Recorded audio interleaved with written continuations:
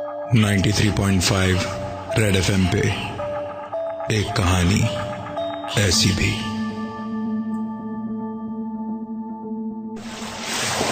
मुंबई, वो शहर जहां लोग आंखों में सपने बसाए आते हैं। दिन की रोशनी और रात की चकाचौंध हमेशा ना इस शहर को जिंदा रखती है, पर इस रोशनी और चकाचौंध के पीछे छिपे हैं कई राज जिनको किसी ने जानने की कोशिश नहीं की, क्योंकि जिंदगी यहां चलती नहीं, दौड़ती है। शायद यही कारण था कि उन लोगों ने उनकी जिंदगी में हो रही अजीबो गरीब घटनाओं के पीछे का राज जानने की बहुत दिनों तक कोशिश ही नहीं की। आज की यह कहानी प्रकाश, उसकी गर्लफ्रेंड नंदिनी और भास्कर के साथ हुई घटनाओं पर आधारित है। ये तीनों एक साथ बोरीवली के 2 BHK फ्लैट में रहते थे, जहां शिफ्ट हुए उन्हें सिर्फ 3 महीने ही हुए थे। ये तीनों एक साथ एक ही कॉल सेंटर में काम भी करते थे। जिंदगी का हर लम्हा एक साथ बिताते। इन तीनों की लाइफ परफेक्ट थी, सिवाय एक अजीब चीज के। हर दिन सुबह जब 3 बजे ये अपनी कॉल सेंटर की ड्यूटी के लिए उठते, तो घर के बाथरूम, किचन या डाइनिंग हॉल की लाइट को ऑन पाते। एक दूसरे से सवाल जवाब करने पर एक ही नतीजा निकलता, और वो ये कि उन तीनों में से किसी ने भी रात को बाथरूम, किचन या डाइनिंग हॉल की लाइट नहीं जलाई थी। इस अजीब घटना की शुरुआत आज से 3 महीने पहले हुई थी, जब उन्होंने इस घर को अपना घर बनाया था। इन तीनों ने इस बात को किसी के साथ भी डिस्कस नहीं किया, क्योंकि उन्हें हमेशा यह डर सताता था कि शायद उनके दोस्त उनका मजाक उड़ाना शुरू कर दे। इस कहानी की अभी तक की बातें मुझे बहुत नॉर्मल लगी, क्योंकि मैंने खुद ने अपने घर में टीवी को 3-4 बार खुद ब खुद स्टार्ट होते देखा है।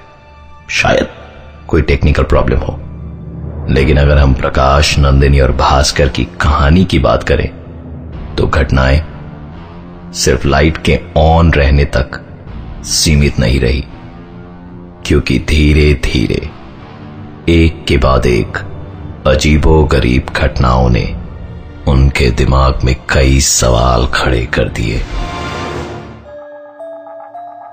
93.5 रेड एफएम पे एक कहानी ऐसी भी, प्रवीण के साथ।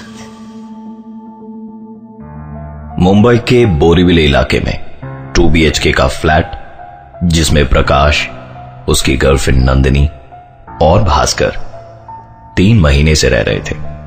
हर सुबह 3 बजे जब वो कॉल सेंटर की ड्यूटी के लिए उठते, तो बाथरूम, किचन या डाइनिंग हॉल की लाइट्स स्विच ऑन पाते। इस घटना का जवाब उन तीनों में से किसी के पास नहीं था। शाम करीबन 5 बजे ये तीनों अपने काम से लौटते थे, और शाम ठीक 6 बजे घर का काम करने वाली बाई भी पहुंच जाती। कभी कभार इस बाई के साथ उसका बच्चा भी आता, जो पूरे घर में खेलता रहता और उनके सामानों से छेड़छाड़ करता रहता। मुंबई शहर में बाई मिलना बहुत मुश्किल है, और इसलिए शायद वो बाई के इस बच्चे के सारे नखरों से परेशान होते हुए भी अपनी तरफ से कोई आपत्ति नहीं जताते थे। एक दिन तो हद ही हो गई। प्रकाश और नंदिनी जब घर लौटे तो पाया कि बाई का बेटा उनके घर के ड्राइंग रूम में खेल रहा है।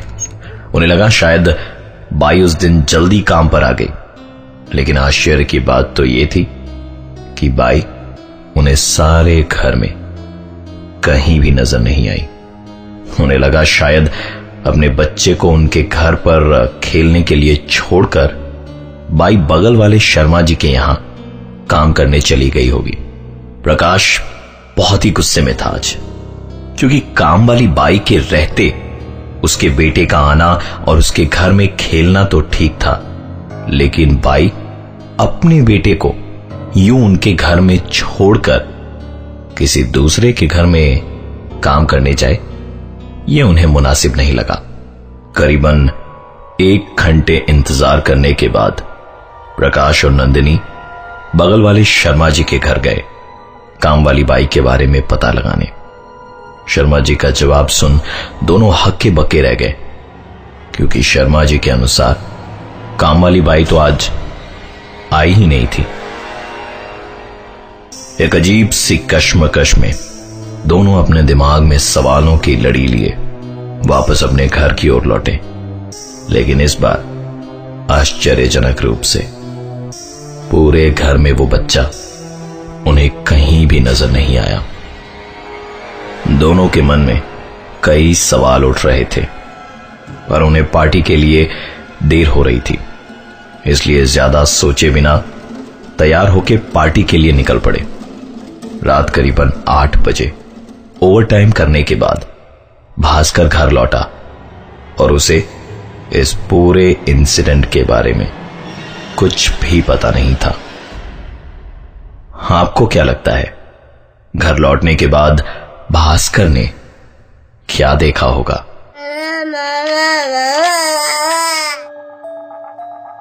नाइन्टी 93.5 रेड एफएम पे एक कहानी ऐसी भी, प्रवीण के साथ।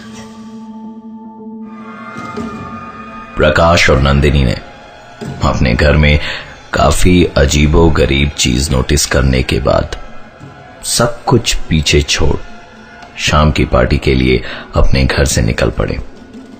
ओवरटाइम करने के बाद भास्कर करीबन 8 बजे रात को अपने घर पहुंचा। भास्कर ने घर का दरवाजा खोला तो पाया कि हमेशा की तरह बाथरूम की लाइट जली हुई थी।